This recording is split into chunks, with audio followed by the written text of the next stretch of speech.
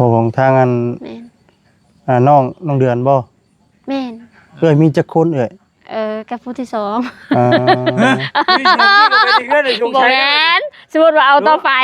ว่าผมไม้ใช่แล้วตามคุยกันนี่ได้เนาะตามล่มไปสั่นแล้วว่าสั่นนี่สดติดเลยบัดนี้ติดเลยแล้วไปมาติดเอาต้อนบาดกินข้าวจับห้อยตู้เนาะ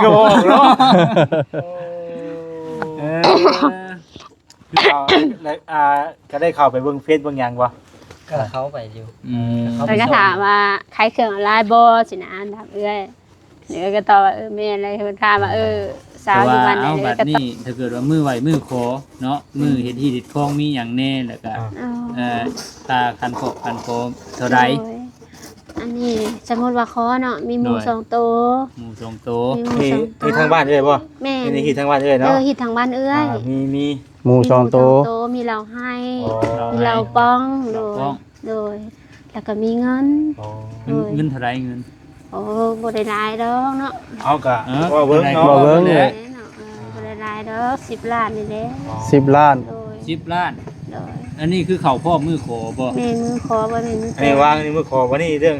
ค่ารองได้สวัสดิ์เรื่องค่ารองเดี๋ยวเด้ใช่บ่ค่ารองอันต่างหากโอ้เฉพาะพอนะ10 ล้านโอ้ถ้าขอซื้อได้10 ล้านโอ้บ่มีคำบ่มีหยังได้เนาะบ่มีคำบ่ไม่บ่มีคำบ่มือแต่งนะมีเอ้า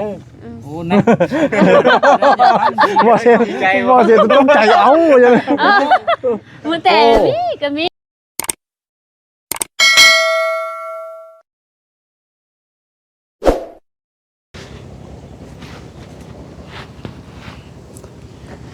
กับทักทายสบายดีเด้อสบายดีและสวัสดีพ่อแม่พี่น้องอิฟซีกันเบิดสู่คู่สู่คนพี่น้องเนาะ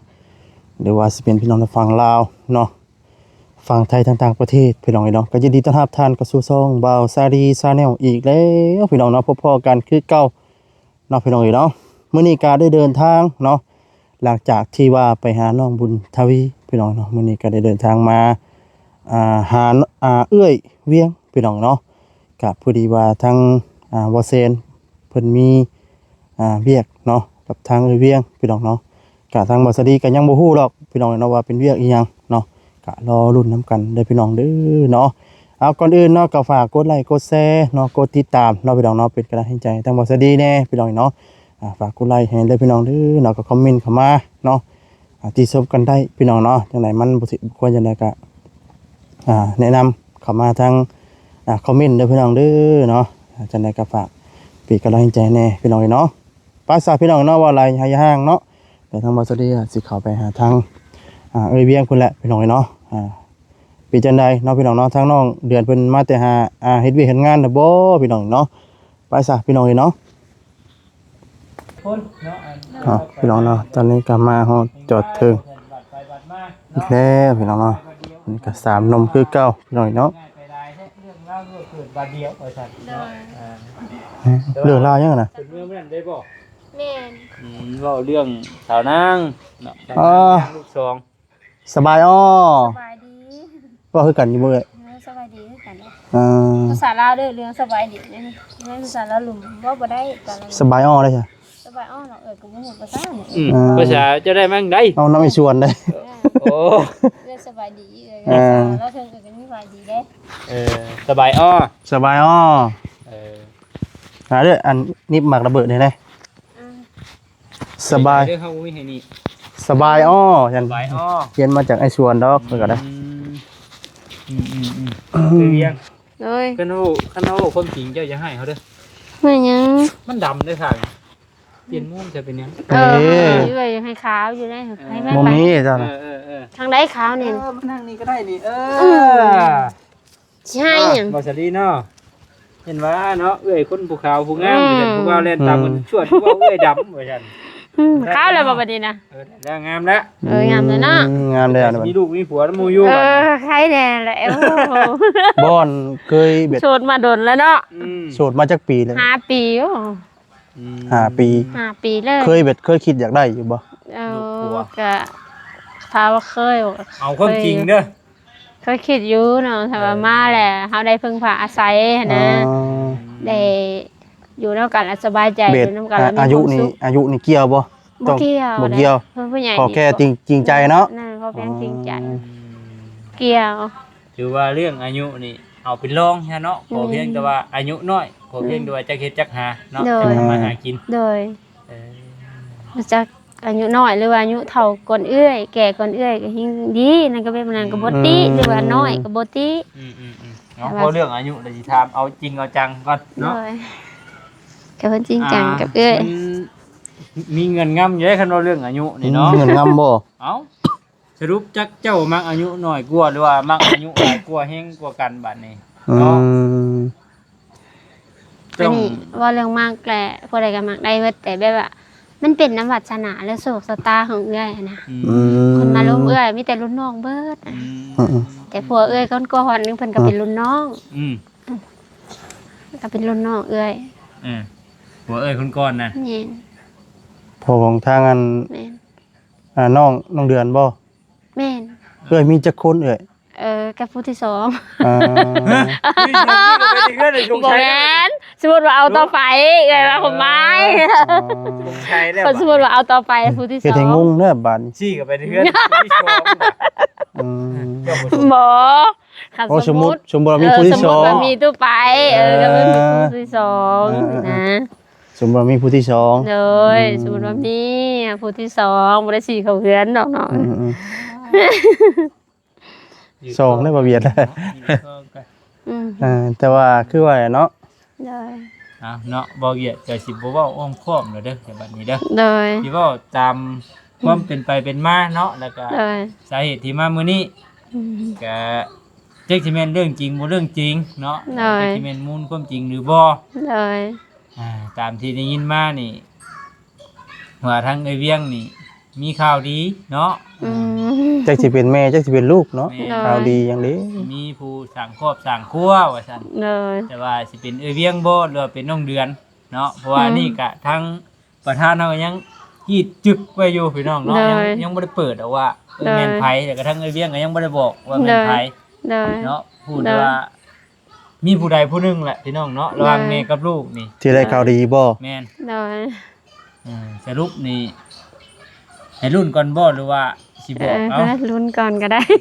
รุ่นก่อนเนาะแต่ว่า ลุ้นก่อนลุ้นก่อน แต่ว่าจุดประสงค์มื้อนี้ก็เรื่องนี้แหละพี่น้ โด อง ยเดี๋ยวสิบอกเนาะโดย แต่ว่าเราแม่พี่น้องเอ้ย Ừ. มีเรื่องยังบ่พร้อมที่จะ Rồi, จะว่าเนาะ em luôn con. เดี๋ยวฟังนำกันพี่น้องเนาะ Rồi, rồi. 14เพิ่นว่าหอยคือมีเงินงำแท้จ้ะเนาะแม่นบ่ล่ะ แม่นแหละสบายอ้อเด้ Rồi, sao bài đi? ไปที่ทางเอ้ยเวียงพี่น้องเนาะ Rồi. บ่ได้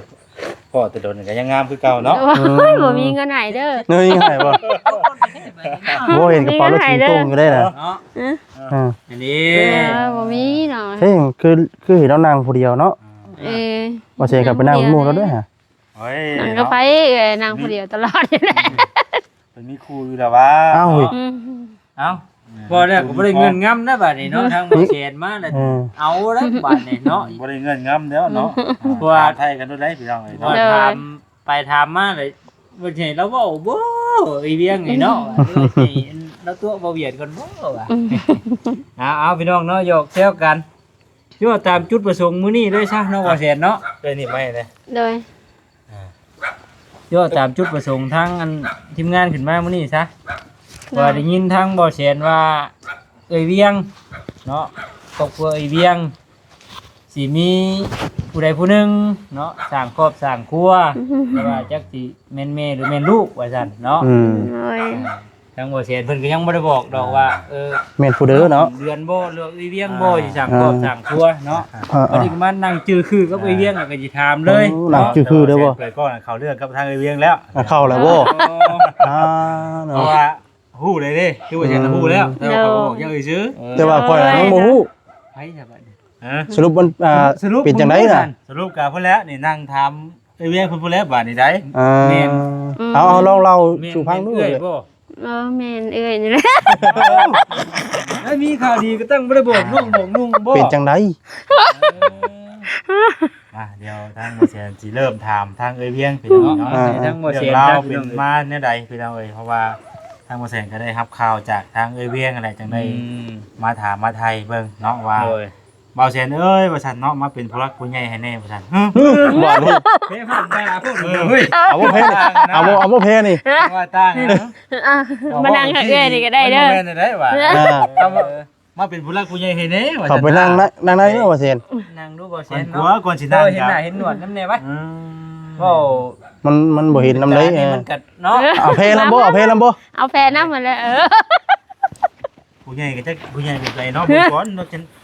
ยังเบิ่งกล้องแล้วแจ้งอยู่บ่ เอาเพลำเอา เอา เพผัดบาเด้อเอาผู้รักผู้ใหญ่เนาะเอา หมายไว้ได้บัดนี้ เอาเจ้าอีกแล้ว แล้วกูใหญ่อยู่ได้น่ะ เออแล้วเป็นผู้รักผู้ใหญ่แบบใดนี่ เอาคือว่าเพผัดบาเนาะ โอ้ยเนาะวันนี้นี่เนาะ เอ้ยแล้ว คืออันเบาแสนมันขึ้นมามื้อนี้น่ะคือทางเอเวียงเนาะ โดย คือทางเอเวียงนี่สั่งครอบสั่งครัว แม่น ตามที่ทางเอ้ยเพิ่นได้บอกได้แจ้งว่าแซนนะเพิ่นว่ามาเป็นผู้รักผู้ใหญ่แน่ โดย อันนี้ว่าตามเอ้ยเพิ่นบอกว่าแซนก่อนเนาะ โดย จักผิดหรือถูกเนาะบ่ฮู้ว่าซั่นนะ โดย ว่าแซนว่าเอ้าผิดถูกจังได๋ก็มันเป็นสิทธิ์ของทางเอ้ยเพิ่นเองเรื่องนี้พี่น้องเนาะ โดย ทางเอ้ยเพิ่นตัดสินใจเองมันบ่แหละเนาะ โดย สั่งชอบสั่งครัวที่ผ่านมาเฮาก็บ่ได้เคยห้ามบ่ได้เคยเว้าเคยว่าบ่ได้เคยบอกว่าบ่ให้มีครอบมีครัว โดย เนาะเฮาก็บ่ได้เคยบอกแล้วก็ทั้งเอ้ยเพิ่นก็บ่ได้บอกว่าสิบ่สร้างครอบสร้างครัวเป็นบ่ได้เนาะที่ผ่านมาก็เฮาก็แล้วก็เว้าอยู่แล้วอาทิตย์ โด นะ ย แต่พอมื้อใดมื้อหนึงสิได้มันก็บ่แน่บ่นอนพี่น้องเนาะ โดย อนาคตคนเฮาบางเทื่อเพิ่นอันใดที่ว่าทั้งเอ้ยเพิ่นคิดว่าสร้างครอบสร้างครัวแล้วเนาะอะไรที่แบบว่ามาซอยหรือว่ามันเท่าแบบอหย่างก็ ภาระบ่ แบ่งเบาเนาะ แบ่งเบาภาระ บริเวณ เบ่งเบาภาระ อันใดที่ว่าแบ่งเบาภาระเฮาได้เนาะทั้งเอ้ยเพิ่นก็ให้เอ้ยเพิ่นตัดสินใจโดยที่นะ โดย เนาะมีแต่เขาเรื่องทั้งเอ้ยเพิ่นผู้ได้บาดนี่ได้ อ่า สิให้ไผว่าป๊อกๆๆไว้ที่กับมื้อแม่นได้เล่นเนาะ มีแต่ว่าบัดที่นี่คือได้ฮู้แล้วว่าผู้ใดสร้างครอบสร้างครัวเนาะคือทางเอเวียงแต่ว่าบ่เวียดจะเอาแบบมันจะจ่อได้พี่น้องเนาะ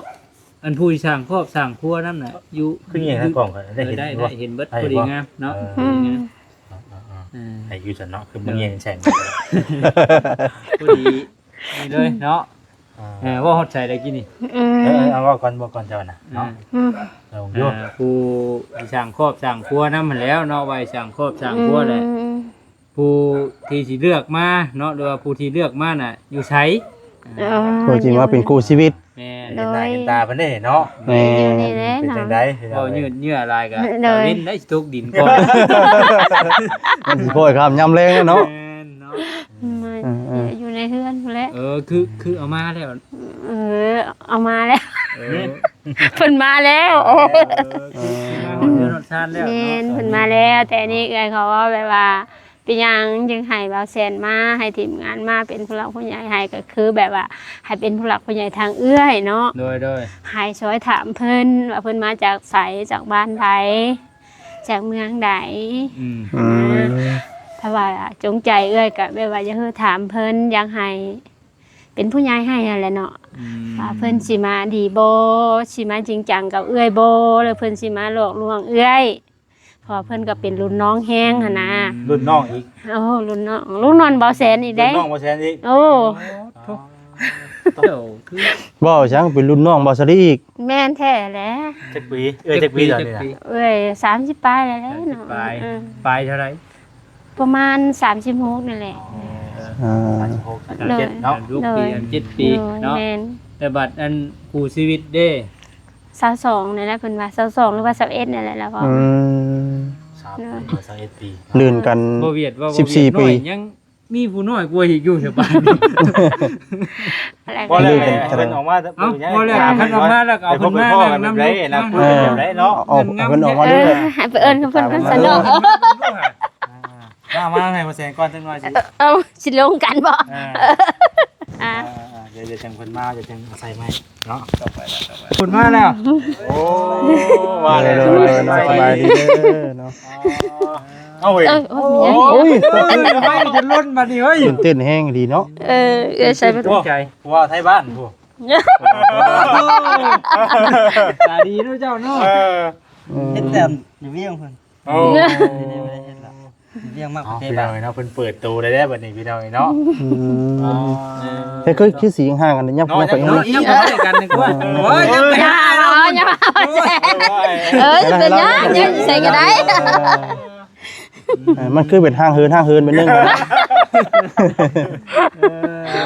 เธอพี่น้องเนาะเปิดตัวแล้วพี่น้องเนาะ โดย เปิดตัวแล้ว มามีแต่สิถามไทยเพิ่นนั่นแหละบัดนี้ เนาะ เนาะ ในเมื่อเปิดตัวก็ถามเบิ่งรูปบ่เซนความเป็นไปเป็นมาเนาะไปพบไปเจอกันแบบใดอันนี้ ถามเจ้าชื่อหยังก่อน ชื่อพริก พิษ พริก พริก พริกไปพริกมาเด้เนาะ พริกไปพ คือ ริก พริก มา ขี้หนูนี่บ่ โอเคมี พริก ซื้อพริก มาเนาะ คือพริกปิ้งกบปิ้งเขียนเนี่ยนะ แม่น เนาะอย่าไปพลิกไปพลิกมาก็ไปเวียงได้เนาะ กลุ่มกึ่งเกี่ยวด้วย สร้างแล้วเปิดแล้วเอ้ยก็ได้ เอเจ้าเนาะชื่อพลิกอายุจักปีก่อนอันนี้ก็บ่จื้อ บ่จื้อบ่ บ่จื้อ ประมาณว่า บ่ได้บอกนะ ประมาณ20ปลายนะเพิ่นว่านะ เพราะว่าเบิ่งจีหน้าจีตากับขาด ประมาณ25 ประมาณนี้ ไปเจ้าหา เขาว่าว่านี่ เปอร์เซ็นต์คือว่า25นะ เนาะ อันน้อยจะชงปีนี่ บ่แม่นวะ อยากหน่อย เอ พู อ ด ว่าไปซื้อแล้วเอ้ยก็ถามแม่เพิ่น ตัวเจ้าได้ แม่ บ ก็ อกหรือ บ่ บ่ จื้อ บ่เว้าไปซื้อแล้วเอ้ยก็เพิ่นก็บ่จื้อหันนะเพิ่นก็บ่จื้อบ่ฮู้ เอาวนเบิดซะเนาะเว้า25ปีซะข่อยว่าบ่แม่นดอก21ปีปะตาม เจ้า ที่ เจ้า เดี เนี่ย ยวข่อย23ปีแล้ว วัน25เนาะเอาจะได้ก็แล้วแต่อายุพี่น้องเนาะมาถาม เพียงแค่ตัวเลขเอา อายุ เป็น เกี่ยว ได้ ตัว จะ เลข เนาะเนาะไปพบไปพ่อกันแบบไรกับไอเวียง ทำโทรศัพท์นี่แหละ นำโท พ่ ร อกั ศั น พท์ โทรศัพท์บ่ บ่นำโทรศัพท์แชทหากัน เสร็จหา โทร จะเป็นคนบ้านใด บ้านเกิดแท้อยู่เมืองยืดเพียงแพงหัวพัน เมืองยืดเมืองยืดแล้วนะ เมืองยืด เก่งบ่พัน มึงยืด ยืน มึงยืนบ่ แม่นบ่ ยืดหรือยืด ยืดได้ ยืด ยืด ยืดไป ยืด ยืด ยืด ยืดโอ มึงยืด เมืองยืด แข่งบวกพัน แต่ว่าบ้านเกิดเมืองนอนเลย บ้านเกิดเมืองนอนก็อยู่เมืองยืด เมือง เพี ยื ยง ด แพงหัวพัน เข็มอัพนี่บ่กันแล้ว ไกลบ่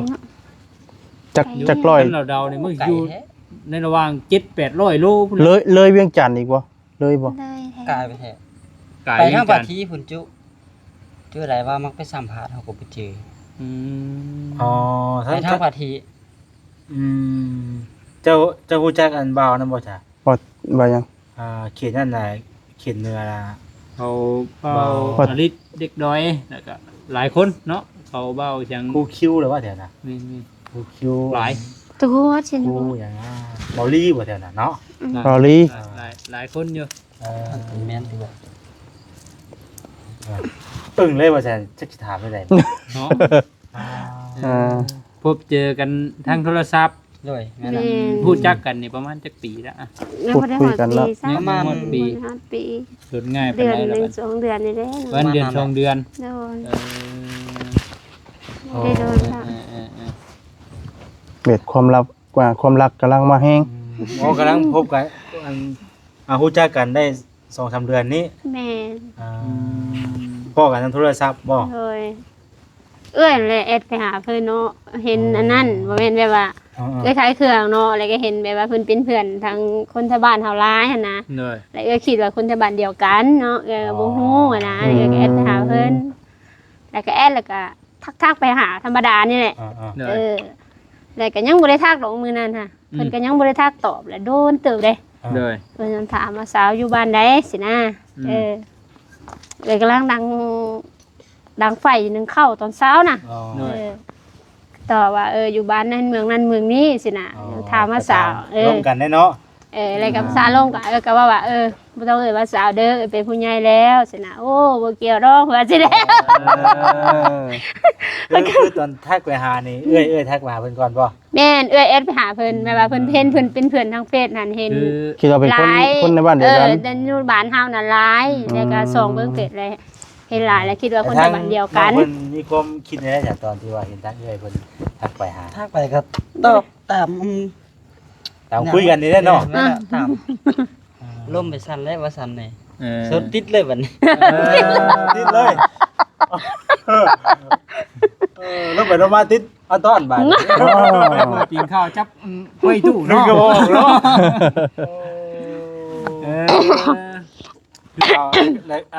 ก็ได้เข้าไปเบิ่งเฟซเบิ่งหยังบ่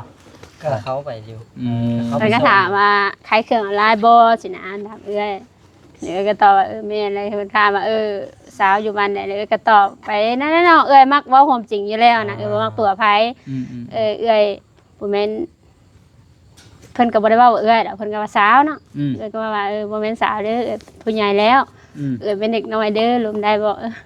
ก็บ่เป็นหยังเพิ่นว่าบ่เกี่ยวดอกว่าซั่นแหละก็แช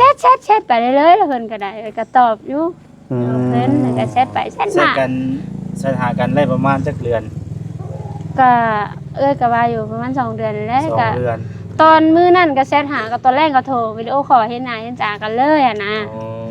ก็โทรทุกมื้อเห็นกันตล จุ อ ด ด สนวนก่อนสิมาตกลงปลงใจมั่งฮักกันลีนี่อยู่ในระหว่างเดือนใด เดือนนี้นั่นแหละ ตกมาภายในเดือนนี้เลย แม่นตอนบุญนี่แหละ บุญอันท่านหลวงนี่ โดย โอ้ ไปแล้วก็ให้นายตาแล้วก็ถามว่าโอเคบ่สินะ เอาพ่อกันมา คื ก่ อ อนแล้ว จุดนัดพบกันนี่แม่นอยู่บุญท่านหลวง บ่ก่อนนั้นแล้ว ก่อนหันอีก ก่อนหันแล้วแบบว่าค่ารถขายหยังเพิ่นก็ออกให้แล้วก็ยังให้ไปเบื้องในเห็นตากันว่าร่วมกันโดนแล้วอะนะ ว่าแรกกับพ่อกันดูเวียงแล้วอันบ่จะเป็นงานกับพ่อกันดูเวียง โด แล้ว ยโอเคบ่สินะแล้วก็ถามเพิ่นว่าหับได้บ่สินะมันคนละรุ่นแล้วเพิ่นก็ว่าบ่เกี่ยวมันก็ได้เพิ่นก็ว่าสิแต่ก็ถามว่าเชื่อใจเพิ่นแฮงบ่ก็บ่ฮู้คือกันเนาะก็จิตใจไผลาว ต้องเบิ่งกันไปก่อนเนาะ แม่นแล้วก็ขนาดลูกกับแม่ก็ยังผิดกันเนาะ เลย อันนี้คนอื่นมาอยู่นำเฮาหันน่ะมาล้มกันซื่อๆก็เพิ่นว่าโอเคเฮาก็เชื่ออยู่ถามว่าบ่เชื่อจักดีก็มันบ่ฮอดขั้นนี้เนาะก็เชื่อแต่ก็ โดย ก็บ่เชื่อแน่ครึ่งหนึงเชื่อแน่ก็บ่ฮู้ว่าเพิ่นสิไปจ้างเฮามื้อใดหั่นนะนั่นแหละยังว่า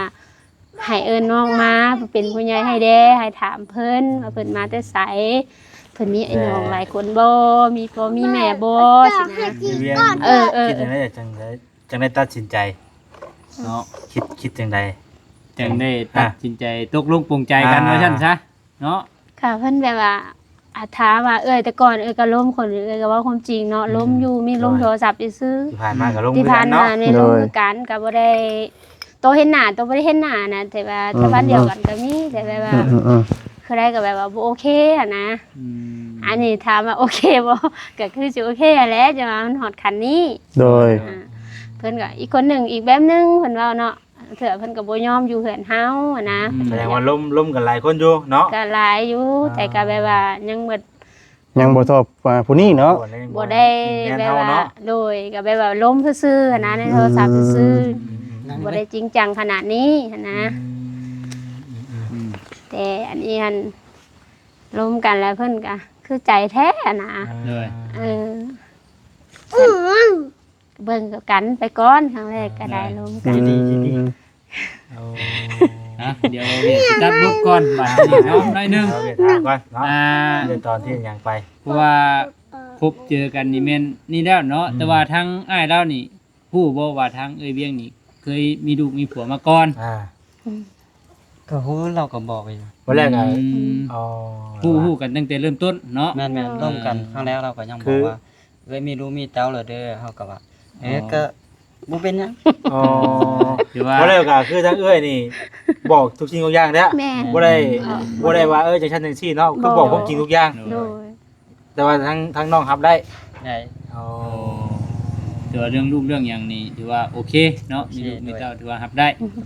เพราะว่ามันก็มีได้เนาะลมผู้เบาแพ้ผัดบ่บอกชาวว่าข่อยนี่เคยเป็นแม่ห้างนางใหม่เคยมีลูกมีผัวมาจ๊ะเอกันตัวจริงบัด มาพ่อชื่อมันสิแนวมันสิมีได้เปลี่ยนแปลง แม่ เนาะ น เอ้ยบ่มา หลังจากที่เคยมักเคยฮักมันก็สิเป็นอันยับหน่อยถอยลงในบัดนี้ อันนี้คือบอกตั้งแต่เริ่มแล้วเนาะ แม่น เริ่มคบกันเนาะ คบกันเริ่มล้มกันเซตกันเลยนะบอกแต่มือเสร็จเลยแหละเอ้ยก็ว่า คือ เอ้ย ชันแท้นี่คือเสียงชันแท้แต่เก่าไม่คือบ่ได้มีไง จวดแล้วกัวน่ะเนาะ มันสิโอ้ยบ่แสนกันเนาะก็บอกเนาะก็เพิ่นถามว่า สาวเนาะเอ้ยก็ตอบว่าบ่แม่นสาวเด้อเป็นผู้ใหญ่แล้ว เอ้ยเคยมีครอบครัวมาก่อนลมได้บ่สินะเอ้ยมีลูกเด้1คน2คน3คนก็บอกเพิ่น เออ สินะ เดี๋ยวเขาขัดรายการนี้ก่อนได้หนึง เน พ อะ อบ่เวียดคิดคำถามได้ เออ เนาะ ได้ถามมาโลด เพระว่สิเว้าไปลอยๆลุ่มๆหลายมันก็สินี่ได้เนาะ โดย บัดนี้ทางเจ้าน่ะเคยมีครอบมีครัวแล้วบ่หรือว่ายังบ่เคยมี ยังบ่ทันเคยมีเถื่อ โอ้อันนี้นี่คือผู้แรก ครั้งแรกในชีวิ โอ้ ต ครั้งแรก ครั้งแรกครั้งนี้ได้บัดนี้โอ้ย เนาะ ครั้งแรกในชีวิตที่ว่า คือทางน้องก็บ่เคยมีครอบมีครัวมาก่อน อืม ตั้งแต่เกิดมาเนาะ แม่น เอ้ยเวียนเป็นคนแรกเลย เออเคยสั่งครอบสั่งครัวมาก่อนเนาะบัดที่นี่แหละเอ้าหลังจากทางเจ้าก็บ่เคยสั่งครอบสั่งครัวมาก่อนเนาะและมั่นใจบ่ว่าสิอยู่สร้างสรรค์นำไอ้เวียงเราอย่างแท้จริง ๆด้วยมั่นใจ มั่นใจเนาะ ด้วย เพราะว่าคนเฮานี่ มันเว้าบ่ได้เด้เนาะย่อยบัดคนมันก็สิมีหลายมุมมองเนาะพูดถึงว่าคือได้เมียเฒ่านู่นนี่นั่นแท้คือได้เมียรุ่นใหญ่นู่นนี่นั่นแท้บ่ติ ทุกอย่างมันก็คงคิดแต่ละคนมันบ่คือกันเนาะ แม่ แม่ แต่ว่าสำหรับเฮากับทั้งเอ้ยเพิ่นก็ยังบ่ได้ว่าถึงขั้นนั้นคือเนาะ แม่นก็ถามกะอันนั้นอยู่ได้ ยัง ขนาดมาเจอกันเลยเอ้ยก็ยังว่าไปนํกันได้บ่ไปหันไปนี่เนาะคันสมมุติเอากันแล้วเมื่อบ้านเพิ่นหรือได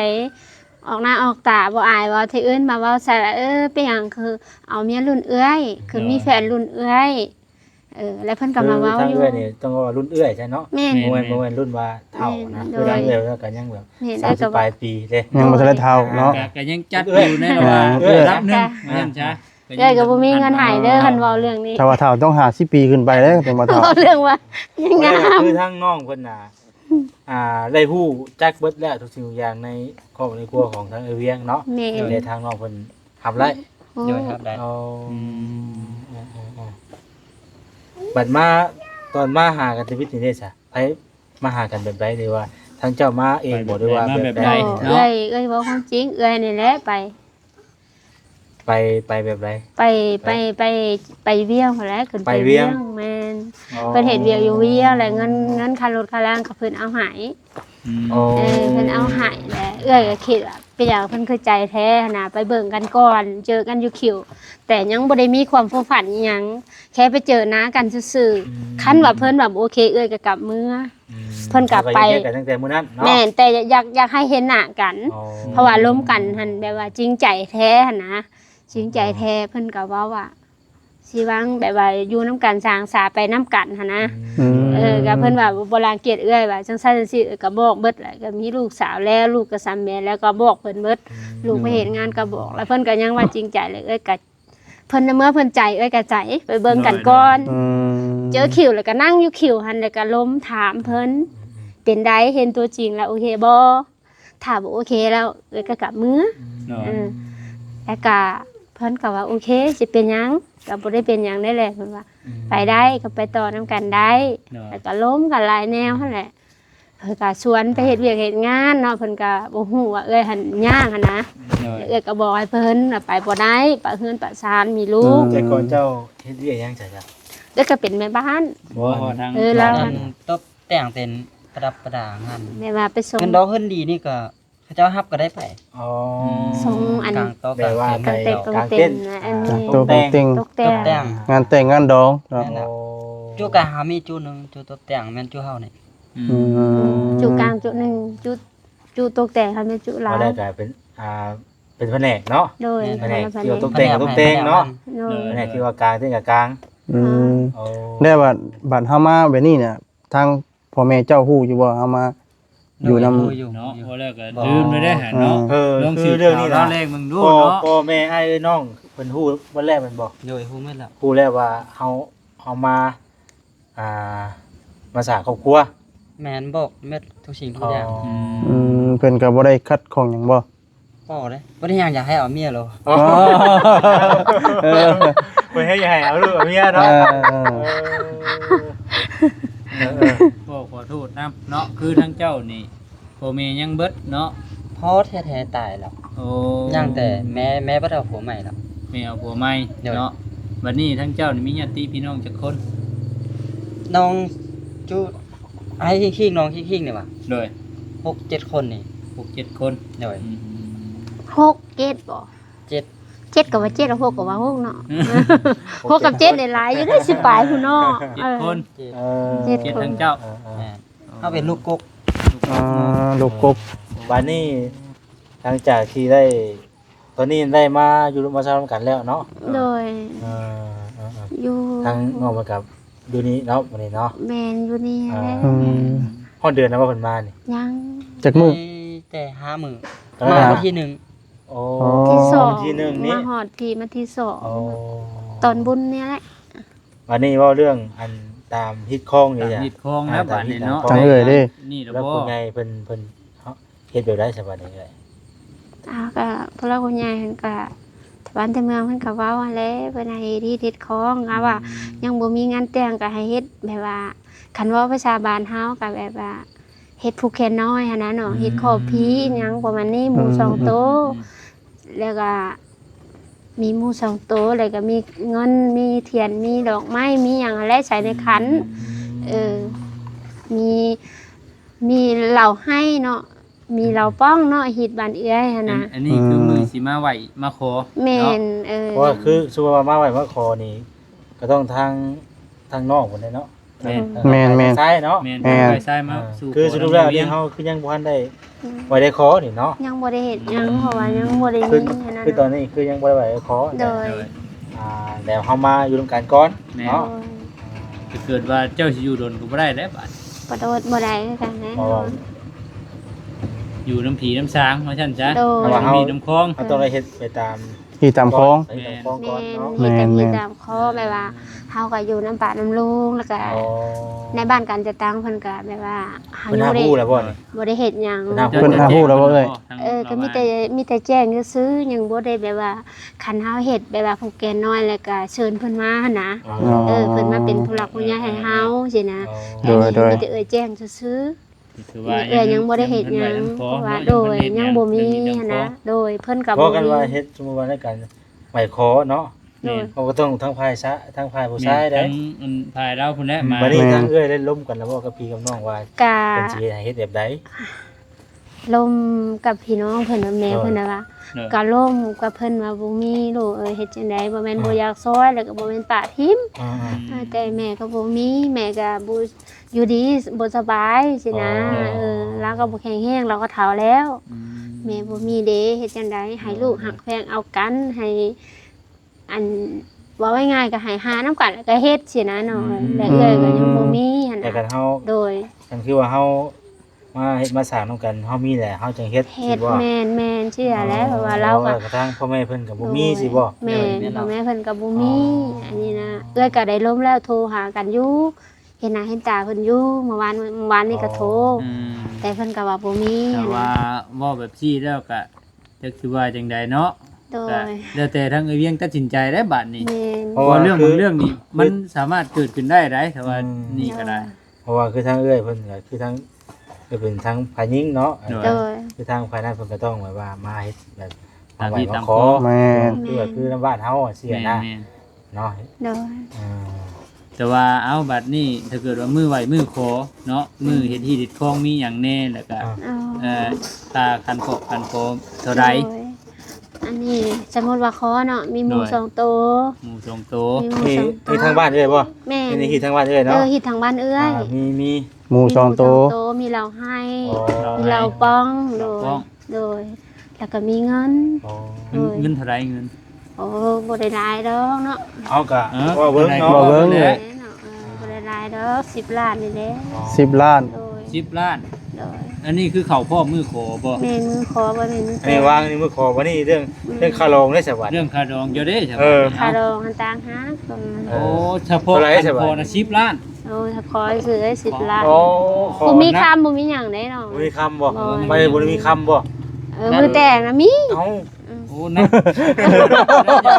บ่เสียบ่เสียต้องใจเอาอย่างนี้ มือแต่งมีก็มีก็เฮ็ดได้หานํกันเด้อมีจังได๋นะมีเนาะ มือ ปวดแข้ง มือ แน่นี่ มือขอ เอาโลดตามสบายเลยบ่เซน เอาบอลเดี๋ยวจ่อใช่น้องพี่น้องเนาะ ปวดแข้งเลย คือมือคอนี่มีหมูสองโตว แม่นมีเงิน มี 10 เหล่าไห โดย เหล่าป้อง โดย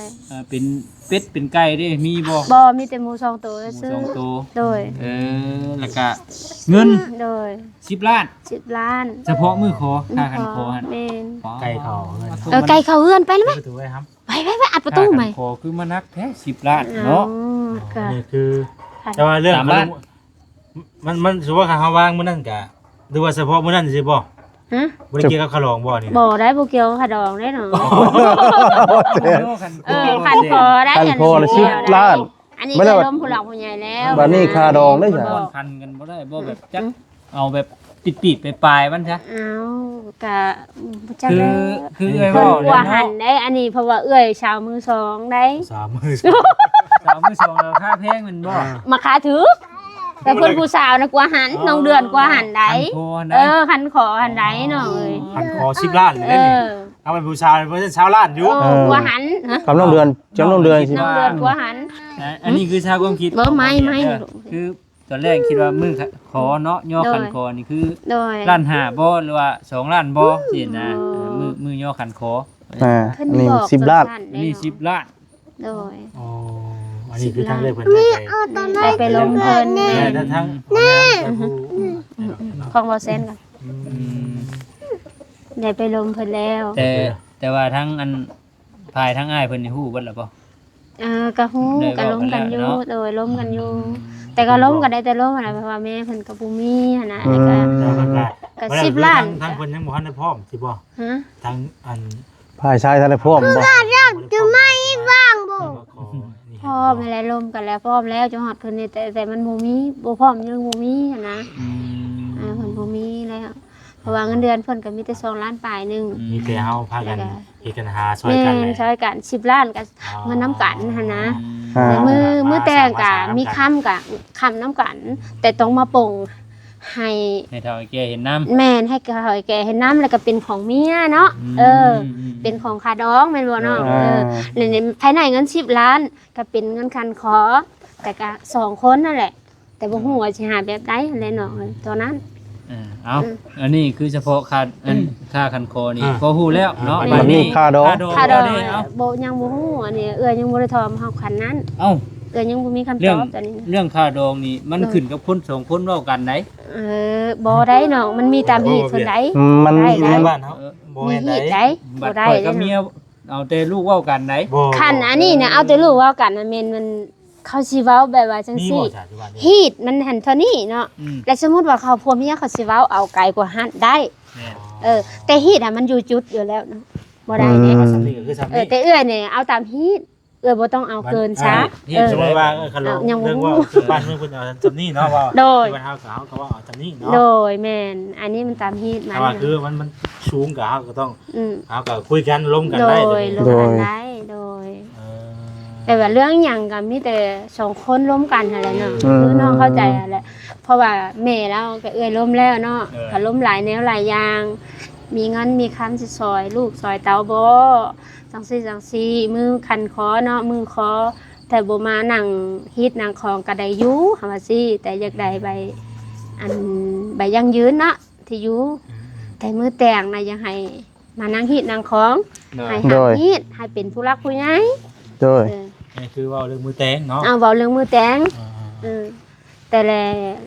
แม่เราตอบว่าโอ้ยลูกเอ้ยให้เฮาเอาแพงเอากันให้หาเงินหาคำเด้อลูกเอ้ยเฮ็ดจังได๋แม่บ่มีแนวซอยบ่แม่นแม่บ่อยากซอยเด้อแม่ก็บ่อยู่ดีก็ว่าจังซี่แม่ก็ข้าวน้ำจำปาแม่ก็เฮ็ดให้แล้วก็ว่าซี่เนาะแหละ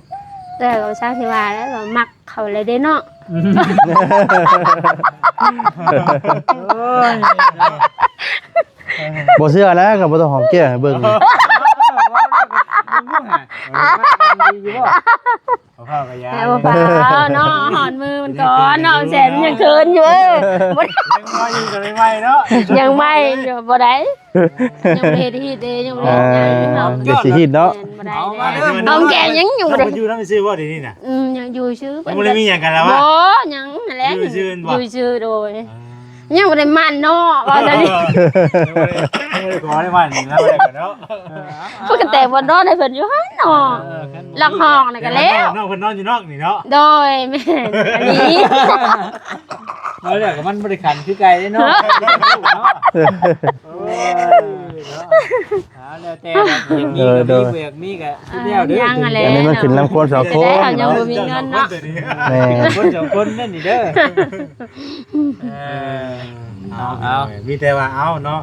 จังไดก็เฮาได้พากันตัดสินใจแล้วเนาะ โดย ตัดสินใจพร้อมที่แบบว่า โดย สิแบบว่าสร้างสาน้ำกันสินะ โดย เนาะ โดย พักแพงกันเบิ่งแย่งกันไปเนาะ โดย ยังบ่ฮู้มือว่าสิปลูกเขียนน้อยมื้อใดเนาะ แพง ยั กัน งบ่ พี่น้ ฮู้ อง เลย เนาะ เนาะยังบ่มี แต่ทางบ้านเป็นเกินให้อยู่บ่ เกินอยู่บ่ เกินแท้แล้วบ่ว่าแล้วทางบ้านแล้วก็ทางป้าลุงก็แบบว่าเจ้าเฮ็ดเจ้าของ เพิ่นได้ บ่อยากให้โดน ให้เพิ่นได้บอกมืออย่างอยู่บ่ เป็น กันมืออย่างอยู่บ่ ประมาณ อันมันบ่อยากให้กลายแบบว่าอีกเดือน2เดือนหั่นนะ อ๋อ เพิ่นว่าให้เฮ็ดก่อนหัน ให้อยู่นำกันแล้ว อยู่ในระหว่างเดือนหนึงยังอย่าให้เวลาอยู่เนาะ โดยแบบว่าอยากให้ในบ้านการจะตั้งรับรู้ว่า มีคนมาอยู่นำเฮามีคนมาเพิ่มบ้านเฮาสินะเนาะ อืม แต่การมาอยู่นำเฮาอยากผิดคองจะเป็นเอ็นอุ่นสินะให้ถือผีอยู่แล้วเนาะ แล้วก็ โดย ต้องเนาะ แม่นให้มันถูกต้องสินะ มีวันเฮา โดย ว่าคือว่าแน่เนาะคันเจ้าสิบ่เฮ็ดบัดเป็นหันเป็นหนีมาล่ะมันยาก แม่นยากก็หลายเฮือนน่ะนะเอื้อยก็ได้สิแหละ มีแต่ว่ามื้อใดพร้อมเนาะ โดย มื้อใดพร้อมแล้วก็ฮัลโหลมากินก็ได้อยู่ดอก เก่งไก่เด้อ แม่อยากเอื้อยก็นั่นนี่นะ เอาเนาะ ได้หน่อย พอ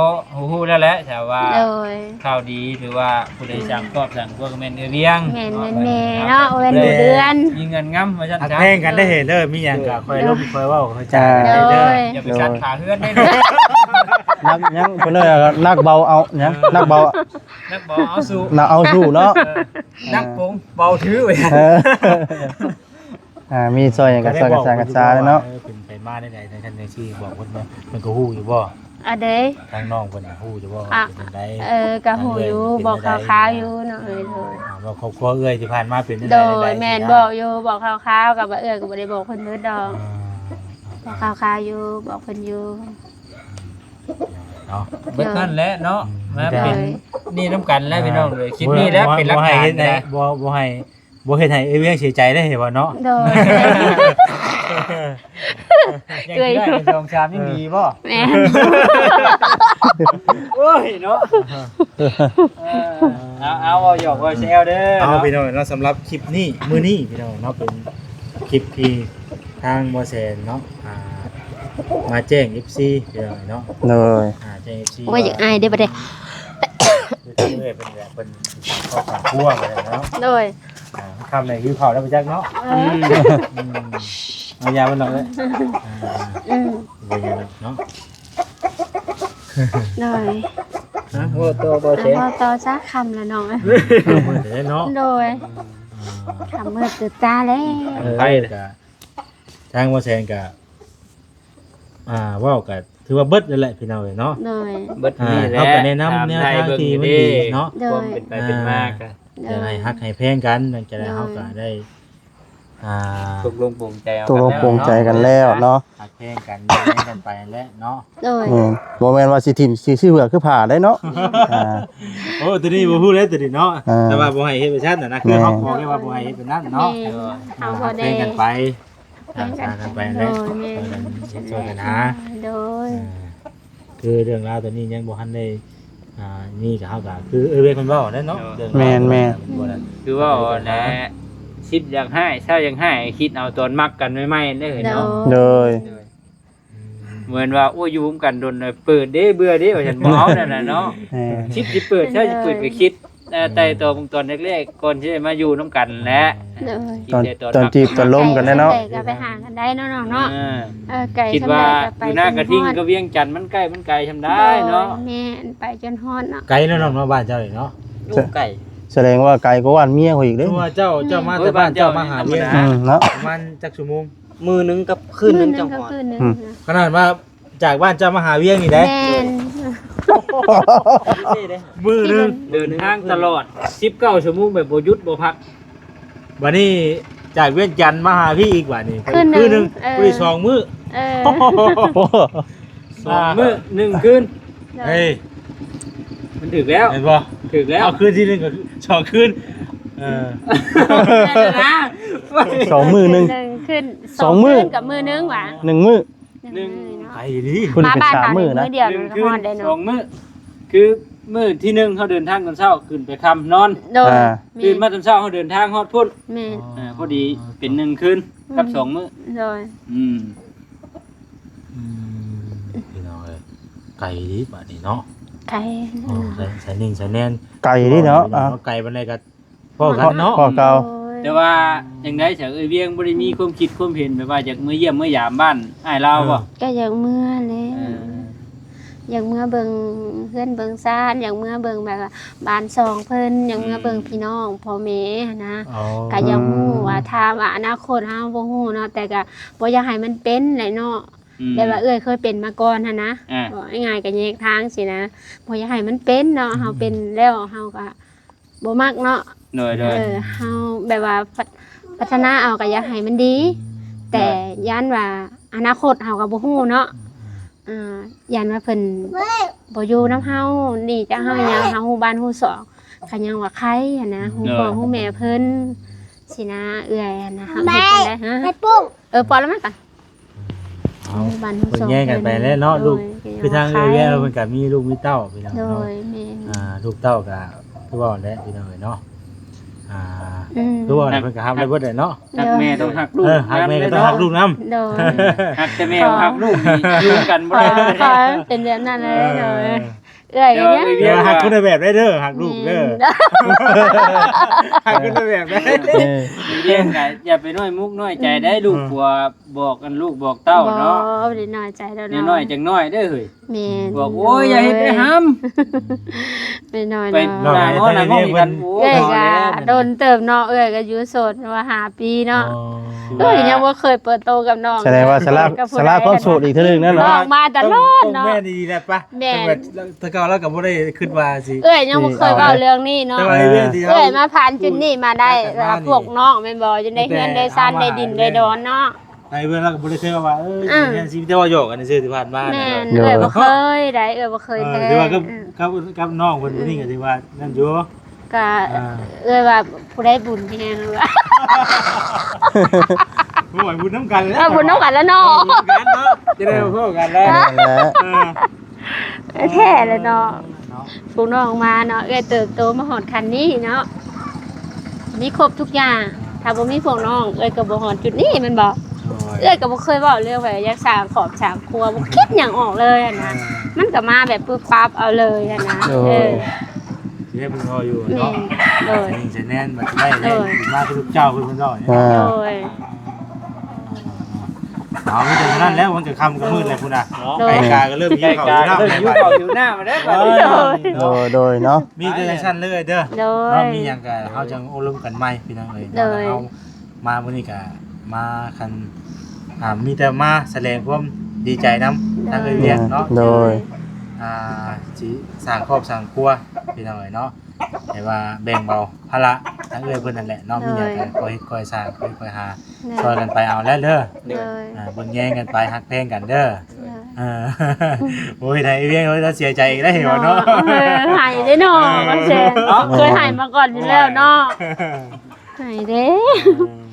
เสียใจแล้วหายเด้ เบิ่งแย่งกันไปเรื่องเนาะยินดีนำเด้อเด้อ โด โดยเนาะ บ่มีเงินค้ำแล้วเนาะยินดีกันเนาะมาแบบนี้ก็มีความฮักก็แค่เนาะแค่ครบเหมือนกับใครเนาะบ่เวียนเนาะหาวเนาะเกี่ยวเขาแม่นบ่ ตับก็มีปัญหาแล้วเดี๋ยว เป็น เอา เด้ จังว่ากันฉันเลยเด้อ โดย โอเคเฮาสิทุบคลิปซะก่อน โดย โดย ทุบแต่คลิปนี้ไปก็ทางเฮาก็จะได้กลับพี่น้องเลยมื้อใดมื้อหน้ามื้อในทางเฮาก็สิมาเห็นน้ำใหม่เด้อ โดย เดี๋ยวจังว่ากันพี่น้องเนาะคลิปนี้มันก็ยืดยาวแหละเนาะ โดย ดูเอาเด้อสบายดี โด เด้อ ยเนาะสบายดีเนาะสบายดีพี่น้องเนาะสำหรับที่นี่ทางวาสรีก็สิได้ขอจบคลิปซะก่อนพี่น้องเนาะผิดพลาดจังไดก็ขอโทษขออภัยตามพี่น้อง FC เบิดสุขุสุคนเด้อพี่น้องเด้อเนาะลำลาพระจากไปก่อนแล้วเนาะอยู่ดีมีแฮงทุกท่านทุกคนพี่น้องเนาะก็กำผิดกันเข้ามาได้เด้อพี่น้องเด้อเนาะเป็นจังไดเนาะลำลาพระจากไปก่อนแล้วฝากกดไลค์กดแชร์กดติดตามกันเข้ามาพี่น้องเนาะสำบายดีพี่น้องเนาะ